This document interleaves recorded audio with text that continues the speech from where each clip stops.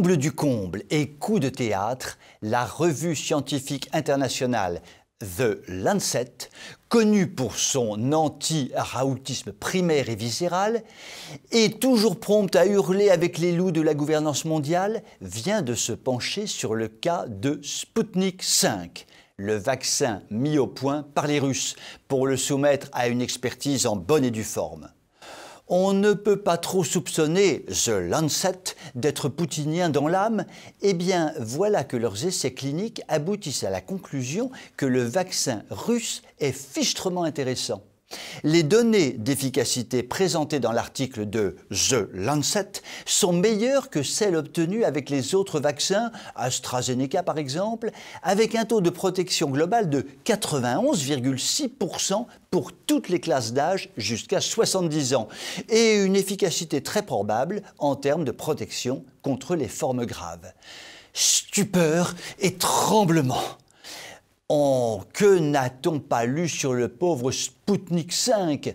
Forcément soutenu par le gouvernement russe, c'était nécessairement un truc louche, pas sérieux. On risquait de trouver de la vodka dedans et de se mettre à jouer de la balalaïka en hommage à Vladimir Vladimirovitch après l'injection.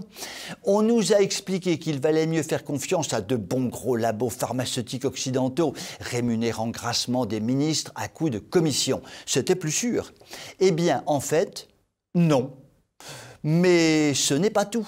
Il apparaît aussi que le vaccin russe est extrêmement bien toléré avec très peu d'effets secondaires indésirables. Des études sont en cours pour déterminer si son efficacité serait suffisante avec une seule injection, ce qui serait évidemment extrêmement intéressant.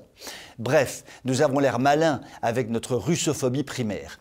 Rappelons-nous, au début du mois de novembre, c'était il n'y a pas si longtemps, Vladimir Poutine passait un coup de fil à Macronor Vaccinator pour que la France, et notamment l'Institut Pasteur, aide la Russie à produire un vaccin contre le Covid-19. Évidemment, notre chef de guerre covidique s'est empressé de refuser avec dédain.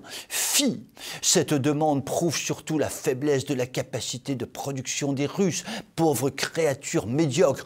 Nous, Français, nous sommes au-dessus de ça.